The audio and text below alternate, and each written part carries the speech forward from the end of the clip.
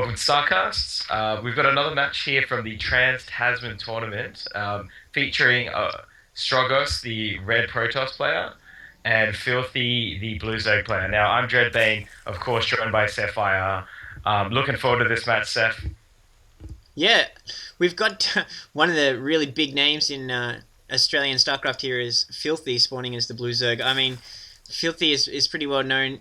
He wasn't seeded in the top 8. Now, for those of you playing along at home, the way the Trans Tasman works, a big pool of players plays on the first day, and then they play through down to the round of 8. Sorry, until there's 8 players left, and those 8 players from day 1 then go and play 8 seeded players. So basically, the 8 top players from Australia and New Zealand against the 8 people who survived all the rounds. Now, this is the third round of the first session. So the winner of this series, which is a best of 3 between Filthy and Stroggos, will actually advance to the final 8 and will go through to the second day. So big game here, a lot on the line. Yeah, so looking forward to a really good game.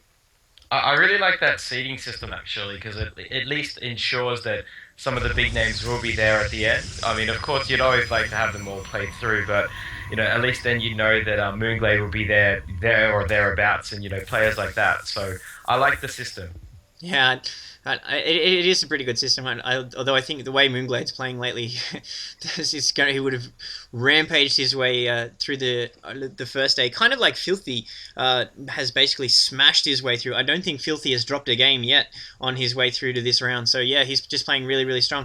Not to underrate Stroggos though, he's playing really, really well himself, and he is also been working up a reputation as being a really solid player. So should be a really good game. We are seeing.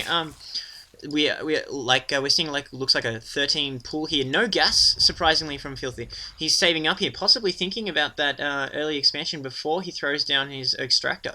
So that would be very, very aggressive play against the Protoss, especially in these positions. So I'll be interested to see whether Filthy follows through here. He's still not bringing out that gas. He's got 400 minerals saved, and he is bringing online a few Zerglings, so looking to secure out this expansion, I imagine.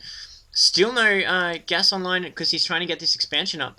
But we did see some initial harassment with those probes. They're just trying to get the scouting information and really establish his position here. So yeah, no, looking like an interesting opening. I like the fact that Stroggos is being very, very fast with the scouting, getting all that information and really keeping aware of what's going on. So yeah, good opening from Stroggos and very curious opening from Filthy. But we are seeing these Zerglings move across the map now.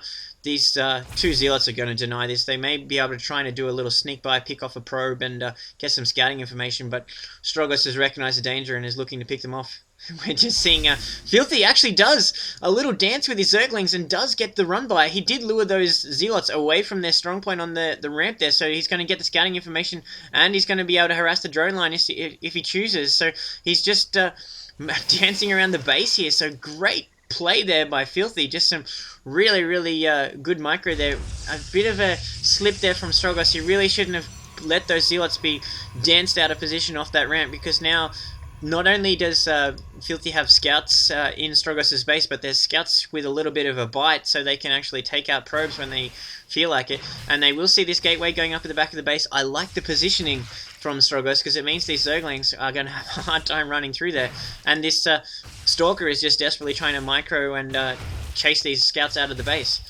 Meanwhile, we are seeing Zergling speed coming online for Filthy, and he is getting his expansion up online. So this Zergling wasn't really much of an investment, only 3 Zerglings going through for the harassment there, but enough to kind of put Stroggos off a little bit, who is pushing out a bit now, looking to harass this expansion, moving out with his Stalker and a few Zealots. So we are seeing an early aggressive play here from Stroggos, but there's 2 Queens online. I imagine he's going to be just fine. Lots and lots of Zerglings pouring through now, and they do have that early speed upgrade. So they're looking to catch that Stalker out of position. Now they're going to trap the Zealots. The Queens even committing past their home turf creep. So Filthy really wants to take out this army here. And we do see this final Stalker being chased by these Speedlings. I imagine they'll go for a run by and a trap. But Stroggos, once again, his ramp is wide open. These speedlings are going to get in, and I think these zealots are going to get to hit it a little bit too late. No, just in time. They sort of concaved around next to the Stalker there and closed the gap. So, really lucky move there from Stroggos. He was able to get his zealots up just in time to prevent the run by, but he needs to be on the ball and not prevent a little dance around to let these Zerglings into his base again. Yeah, these Zerglings going in for the expansion now, looking to take it out before it goes up. This could be very, very costly unless Stroggos picks it up. He does cancel it just in time. These Zerglings pushing back, just looking to see if he could sneak, catch Stroggos sleeping there, but, he did catch it. I think Stroggos maybe overextended himself after the initial Zergling push. It is good to be aggressive, and, he was initially very, very aggressive with his just at the very start there. But he did lose all those Stalkers and those Zealots very, very cheaply, in the end, because he just didn't have the force there. And there's so many Zerglings and Queens all over the place. So, as it is, he's recovered okay, and he stopped the initial push from Filthy. But Filthy has so many Zerglings now that he can really just flood in right now, as he's doing, surrounding the whole place. Nice force field, though, protecting those sentries. They are getting focused down, though, by these Zerglings. So there's just so many Zerglings, just couldn't really do much about it. This lone